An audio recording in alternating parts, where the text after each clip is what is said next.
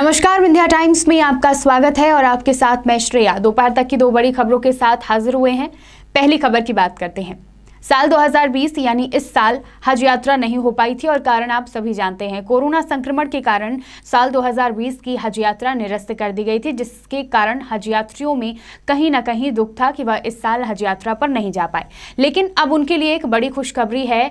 साल 2021 के लिए हज यात्रा के लिए ऑनलाइन आवेदन की प्रक्रिया शुरू कर दी गई है। कमेटी ने वेबसाइट पर आवेदन का प्रारूप अपलोड कर दिया है, जिस पर आप अपना रजिस्ट्रेशन कर सकते हैं और इसके साथ ही कई बदलाव किए जाएंगे। साल 2021 के हज यात्रा के लिए नए नियम बनाए जाएंगे। इसके अलावा यह कदम कोरोना के कारण उठाया गया है। इसके अलावा सऊदी अरब में रुकने की संख्या भी घटा दी गई है, उम्र की सीमा तय कर दी गई है। तमाम बदलाव कोरोना संक्रमण के कारण लिए जा रहे हैं, नए नियम बनाए जाएंगे। लेकिन इन सब के बीच खुशखबरी यह है, राहत की खबर यह है कि साल 2021 के लिए हज यात्रा के लिए आवेदन का प्रारूप अपलोड कर दिया गया है और अब जो लोग भी इच्छुक हैं हज यात्रा पर जाने के लिए वो इस पर रजिस्ट्रेशन कर सकते हैं और इसकी लॉटरी जनवरी माह में निकाली जाएगी।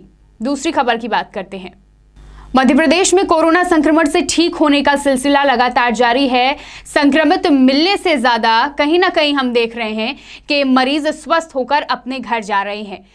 अब एक दिन की जो 24 घंटे की रिपोर्ट आती है उसमें कल 778 संक्रमित मरीज मध्य प्रदेश में मिले हैं। लेकिन जो चिंताजनक बात यह है कि पहले जब हमने सबने देखा कि इंदौर कोरोना का हॉटस्पॉट बना हुआ था, कोरोना संक्रमण की शुरुआत से ही इंदौर में लगातार भारी मात्रा में मरीज मिल रहे थे। लेकिन एक तरफ खुशखबरी है और दूसरी तरफ चिंताजनक बात है। खुशखबरी ये है कि इंदौर में कोरोना संक्रमण थमता हुआ नजर आ रहा है, रफ्तार धीमी होती नजर आ रही है। लेकिन दूसरी तरफ जो दूसरा हॉटस्पॉट था कोरोना का, भोपाल, वहां पर अब मरीजों की संख्या लगातार बढ़ रही है। जो 778 संक्रमित मरीज मिले हैं मध्य प्रदेश में, उनमें से इंदौर में मरीजों की संख्या 100 से कम है और भोपाल में 100 से ज्यादा। इंदौर में बहुत ही कम संख्या कल पाई गई है, 4 मरीज मिले हैं। वहीं भोपाल में 173 कोरोना संक्रमित मरीज पाए गए हैं। प्रदेश में अब तक कुल मरीजों की संख्या 75,603 हो गई है